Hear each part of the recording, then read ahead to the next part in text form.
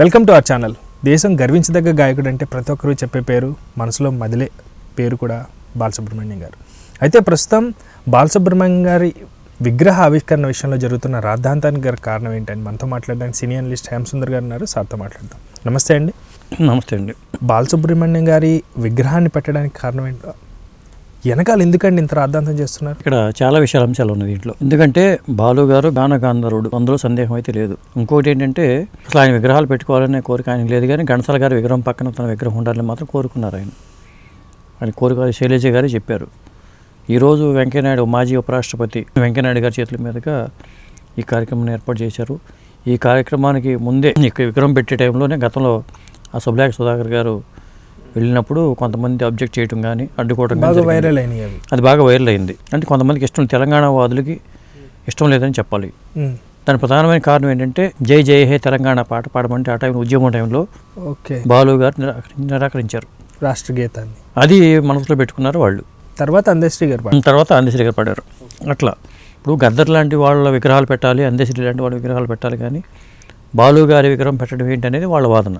అంటే local సెంటిమెంటేనండి, Telangana sentiment work out చేయాలనేది. రవీంద్ర భారతి ఒక పెద్ద చరిత్ర ఉంది. దాని ఏంటంటే తెలంగాణ సాంస్కృతిక కళాపీఠంగా రవీంద్ర భారతిని చూస్తారు. ఎందుకంటే నా చిన్నప్పటి నుంచి కూడా రవీంద్ర భారతికి ఒక పేరు ప్రఖ్యాతులు ఉన్నాయి. అలాంటి రవీంద్ర భారతిలో బాలు గారి విగ్రహం పెట్టడం అనేది ఒక ప్రతిష్టాత్మకమైన ప్రక్రియ. బాలు గారి కళాకారుడిగా చూడాలి తప్పితే ఆయన ప్రాంతీయవాదిగా చూడకూడదు.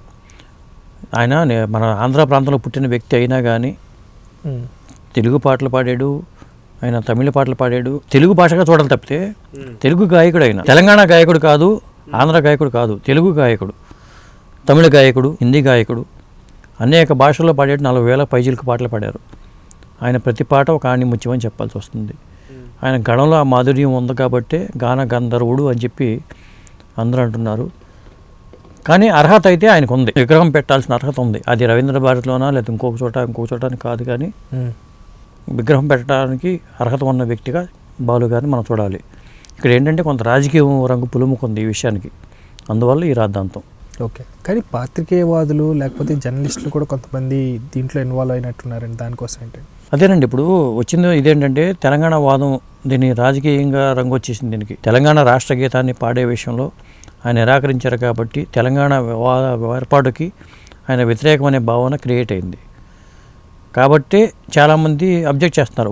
వాళ్ళ వాదన పరంగా వాళ్ళ పర్సెప్షన్లు చూస్తే అది కరెక్టే. ఎందుకంటే వాళ్ళు అనేది ఏంటంటే గద్దశ్రీ విగ్రహాన్ని పెట్టాలి, లేకపోతే అందశ్రీ విగ్రహాన్ని పెట్టాలి, కానీ బాలు విగ్రహాన్ని పెట్టవేంటి? రవీంద్ర భారతి అనేది తెలంగాణలో మమేకమైన కళాపీఠం, అది తెలంగాణ సంస్కృతిని ప్రతిబింబించే కళాపీఠం అనేది వాళ్ళ వాదన. కానీ భారతదేశం గర్వించదగ్గ పాటలు పాడారు, ఇప్పటికీ కూడా ఆయన లేరు అన్న మాట అయితే ప్రతి ఒక్కరు కూడా డైజెస్ట్ చేసుకోలేని విషయం. ఎందుకంటే ఆ గాత్రంలో ఆ మాధుర్యం అంతే. ఎందుకంటే దేవుడు పాటలు పాడాలన్నా, శంకర నాద శరీర పాడాలన్నా ఎట్లాంటిదైనా ఆ కీర్తి అంతా హైదరాబాద్కి చెందుతుంది కదండి. ఎందుకంటే ఎండ్ ఆఫ్ ది డేస్ ఆయన సెటిల్ అయింది హైదరాబాద్లోనే. ఎందుకంటే ఎక్కడో పుడతారు, ఎక్కడికో వెళ్తారు, కానీ సెటిల్ అయింది మాత్రం హైదరాబాద్లో. అలాంటి హైదరాబాద్లోనే చాలా ఈవెంట్స్ చేశారు. సో ఆ కీర్తి అంతా హైదరాబాద్కే వస్తుంది కదండి. ఇప్పుడు తెలుగు చిత్ర ప్రముఖుడిగా చెప్పాలి ఆయన్ని. ఎందుకంటే మనకి జూబ్లీ చెక్ పోస్ట్ ఎల్వి ప్రసాద్ గారి విగ్రహం ఉంటుంది. ఎందుకంటే సినిమా రంగానికి ఆయన ఎంత సేవ చేశారో మనకు తెలుసు. కాబట్టి జూబ్లీ చెక్ పోస్ట్లో ఆయన విగ్రహం ఉంది. మరి అప్పుడు గవర్నమెంట్ కూడా ఉమ్మడి ఆంధ్రప్రదేశ్ కాబట్టి పెట్టారు. అదే ఇప్పుడు పెడతామంటే కూడా అబ్జెక్షన్స్ వస్తాయి. ఎల్వి ప్రసాద్ గారి విగ్రహం లేదు ఇక్కడ పెట్టాలి, లేదా రఘుపతి వెంకయ్య గారి విగ్రహం ఎక్కడైనా ఉందా, అట్లాంటి పెట్టాలన్నా కానీ ఇప్పుడు మళ్ళీ కొత్త వివాదాలు వస్తున్నాయి. రాష్ట్రం తెలుగు భాషా ప్రాతిపదిక మీద కాకుండా ప్రాంతాల వారీగా విభజన జరిగింది. తెలంగాణ వాదము సపరేట్ రావటం వల్లే తెలంగాణ ఏర్పడింది. 2 రాష్ట్రాలుగా విడిపోయింది. ఇది భాష ఒకటే, కానీ 2 రాష్ట్రాలకు విడిపోయిన తర్వాత ఇప్పుడు ఇట్లాంటివి ఏమైనా పెడితే దీనికి రాజకీయ రంగం వచ్చేస్తుంది. కాబట్టి ఎవరు ఎక్కడ పుట్టారని కాకుండా కళాకారులు ముద్దు పెట్టాలని మాత్రం వాళ్ళని ఒక భాషా వ్యక్తిగా చూడకూడదు. ఇప్పుడు గద్దర్ గారిని, ఆంధ్రశ్రీ గారిని కూడా కళాకారుడిగా చూడాలి, కానీ మేము తెలంగాణ గాయకుడు, అందశ్రీ కూడా తెలంగాణ గాయకుడిగానే చూడటం కాకుండా ఒక మహోన్నతమైన కళాకారులుగా చూడాలి. గద్దర్ పాటలు అంటే తెలుగు రాష్ట్రాల్లో కూడా మారుమోగేవి. నా చిన్నప్పుడు కూడా గద్దర్ గారి మీటింగ్ విజయవాడలో ఉందంటే మేము పరిగెత్తుకుంటూ వెళ్ళి వినేవాళ్ళం. కాబట్టి ఈ ప్రాంత భేదాలు అనేది కళాకారులకు ఉండకూడదు. ఇప్పుడు గద్దర్ గారి విగ్రహాన్ని ఏపీలో కూడా పెట్టచ్చు, అందశ్రీ లాంటి వాళ్ళ విగ్రహాలు ఏపీలో కూడా పెట్టచ్చు, బాలు గారు లాంటి వాడి విగ్రహాలు ఇక్కడ కూడా పెట్టచ్చు. కానీ ఎక్కడ పెట్టాలి అనేది పెద్ద ఇష్యూ. రవీంద్ర భారతిలో పెట్టాలా, వేరే చోట పెట్టాలా అనేది ఇష్యూ. రవీంద్ర భారతిలో పెట్టడానికి వాళ్ళకి అభ్యంతరం ఉంది, అంతేగాని ఇంకో చోట పెట్టడానికి వాళ్ళకి ఏం అభ్యంతరం లేదు నాకు తెలిసి. అయితే అది కూడా ఉందేమో చెప్పలేము కూడా. అండ్ రీసెంట్గా వైరల్ అవుతున్న కవిత గారు ఎప్పుడైతే పార్టీ నుంచి సపరేట్ అయ్యారో కవిత గారు కూడా దీనిలో ఇన్వాల్వ్ అవుతున్నారండి వద్దు అన్నట్టుగా.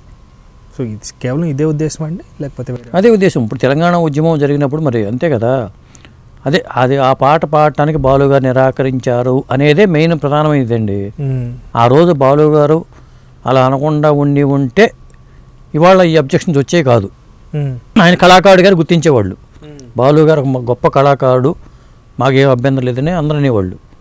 ఆ పాట అది ఆ రోజు ఆలపించడానికి ఆయన నిరాకరించారు కాబట్టే ఇవాళ ఆయన టార్గెట్ అయ్యారు. కానీ రాజకీయాల్లో మనం కామన్గా వినే డైలాగ్ శవాలతో రాజకీయాలు చేయొద్దు అని అన్నమాటలు ఉంటాయి. కానీ ఆయన స్వర్గస్థులు అయిన తర్వాత ఎందుకండి ఇంత రాద్ధాంతం? ఒక విగ్రహమే కదా అని అనుకోవడానికి కూడా లేదు. ఎందుకంటే ఆయన ఎంతో కీర్తి ప్రతిష్టలు తెచ్చిన వ్యక్తి. ఇప్పుడు పెట్టడం వల్ల అది ప్లస్ పాయింట్ అవుతుంది. ఎందుకంటే ఆ రోజున ఆ గవర్నమెంట్ ఉన్నా కానీ పెట్టామంటే పెద్ద మనసుతో పెట్టామని చెప్పుకోవడానికి కూడా ఆధారం ఉంటుంది కదా. ఇప్పుడు అదే అంటే ఇప్పుడు రేవంత్ రెడ్డి గారి గవర్నమెంట్కి ఇది మకిలి అంటాలి. అది ఇప్పుడు టార్గెట్. బాలు గారి విగ్రహమా లేకపోతే ఇంకోళ్ళ విగ్రహం అనేది కాకుండా ఆ గవర్నమెంట్ కూడా ఇది ఒక మచ్చలాగా మిగిల్చాలంటే ఇది చేస్తేనే మిగులుతుంది ఆరోపణలు అన్నమాట. కొన్ని గంటల క్రితం లేకపోతే నిన్న మొన్న విషయం చూసాం. ఎక్కడో అర్జెంటీనాకి సంబంధించినటువంటి మెస్సీ గారు ఫేమస్ క్రికెటరే కదా, అలాగే బాలు గారి సాంగ్స్ కూడా దేశ విదేశాల్లో వింటూ ఉంటారు. ఇప్పుడు ఆయనకి అంత కీర్తి ప్రతిష్టలు అంత ఖర్చు పెట్టినప్పుడు ఒక విగ్రహం విషయంలో ఎందుకు ఇంత రాద్ధాంతం చేయడం అనేది కూడా ఇప్పుడు విమర్శలు వస్తున్నాయిగా. అన్ని కోట్లు ఖర్చు పెట్టి స్టేడియంలు పెట్టి టికెట్లు అమ్మి ఇట్లా చేసి ఇంత చేసినప్పుడు మన తెలుగు రాష్ట్రాలకు సంబంధించిన వ్యక్తిగా ఇంత కీర్తి ప్రతిష్టలు తెచ్చినటువంటి వ్యక్తికి ఎందుకు మొండి చేయి చూపిస్తున్నారండి? ఇది చెప్పే కదా, దీంట్లో రాజకీయ రంగు పులుముకుంది విగ్రహాలు పెట్టే విషయంలో. ఇప్పుడు మెస్సీని మనం బాలు గారిని ఒక ఘాటిని కట్టలేము చెప్తున్నాండి. ఎందుకంటే సొంత రాష్ట్రానికి ఇతర రాష్ట్రాలకి పోనీ చూసుకుంటే దేశాలు. ఇప్పుడు సచిన్ టెండూల్కర్, కొంతమందికి సచిన్ టెండూల్కర్ విగ్రహం పలానా చోట పెట్టాలి అంటారు. దానికి కూడా అభ్యంతరం వస్తే నేను అనుకోవట్లా.